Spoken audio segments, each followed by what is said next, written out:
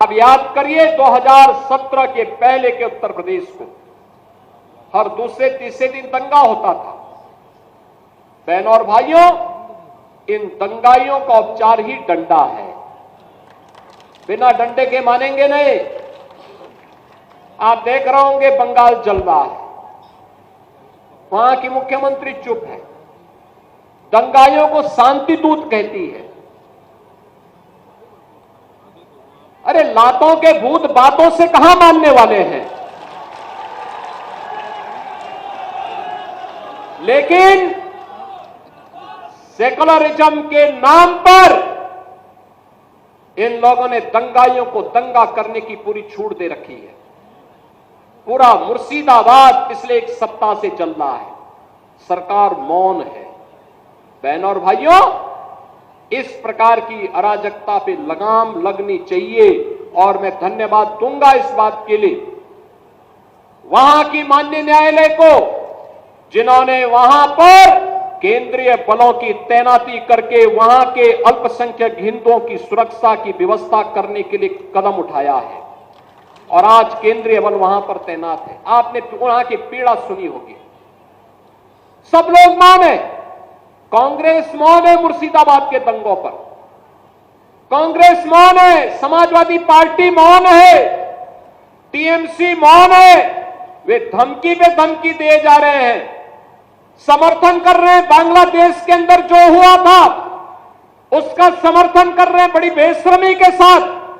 अगर उन्हें बांग्लादेश अच्छा लगता है तो उनको बांग्लादेश ही जाना चाहिए। क्यों भारत की धरती पर बोझा बने हुए हो? क्यों भारत की धरती पे बोझा बने हुए हो?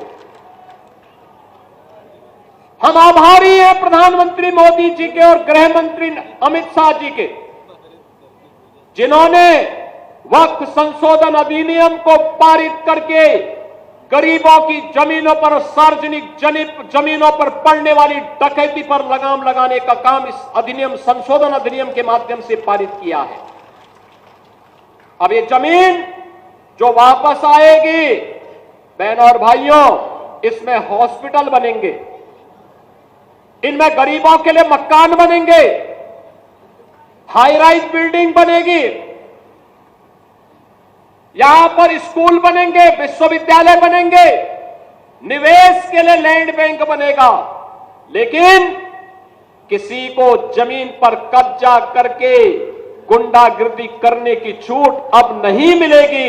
इसलिए लोग परेशान हैं, क्योंकि जमीन के नाम पर जो लूट थी वह रुकने वाली है और उसलिए इन लोगों को परेशानी है।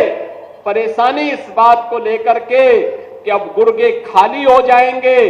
तो पहले जो जनता को लूटते थे, इनको अब भय है कि इनके द्वारा पाले गए गुर्गे कहीं भस्मासुर हुए तो कहीं अब इन्हीं को न लूटने लग जाएं। इनके द्वारा अकूत संपत्ति जो अर्जित की गई है उसी पर डकैती न डालने लग जाए। इसलिए उस भय के कारण ये वक्फ के नाम पर जनता को बेवकूफ बनाने का काम कर रहे हैं, जनता की आंखों में धूल झोंकने का काम कर रहे हैं, गुमराह करने का काम कर रहे हैं। लेकिन गुमराह होने की आवश्यकता नहीं। हमें देश के संविधान पर, बाबा साहब भीमराव अंबेडकर के द्वारा बनाए गए संविधान पर विश्वास करना है, विकास की प्रक्रिया के साथ जुड़ना है।